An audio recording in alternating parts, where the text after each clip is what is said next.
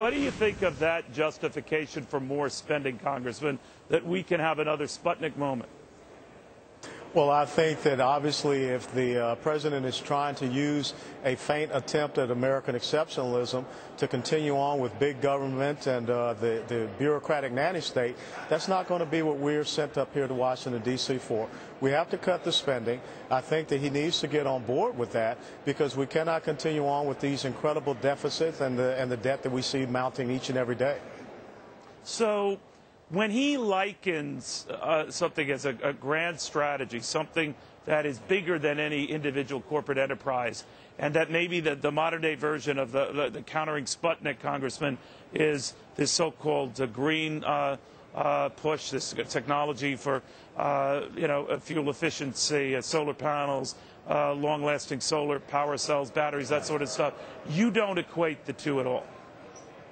No, I don't, because I think that what you must look at, I want to hear the president talk about cutting the corporate tax rate so that if you really want to have innovation, if you really want to have investment, it comes from the growth of the private sector. It comes from their ingenuity, not the growth of the public sector. And it's not just limiting us and our energy resourcing to green energy technologies, but it's the full spectrum development of those energy resources, our oil, our natural gas, our coal, our nuclear, our biofuels, down to those renewables. And that's what I want to see us get underway. So your response to the president on any spending initiative, whether it's strategic investments or whatever he wants to call it, is no. If you want to see something, take the burden off corporate America, right? Cut back regulations, taxes, that sort of thing. Is that going to be your response? That's my response because I think we have seen right now the big government spending plans and that agenda has failed over the past 2 years. So it's time that we get back to the blocking and tackling of our economy, and that's the private sector growth.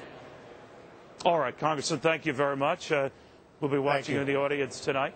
By the way, fair balance, a view from Democratic Congressman Javier Becerra, Democrat of the fine state of California, a state that's got to close, what, a $25, $26 billion budget gap. One idea that's been bandied about by some senators on the Hill today, you're not going to believe this, let states like California declare bankruptcy. If they're in that deep doo-doo, declare bankruptcy. How does he feel about that? After this.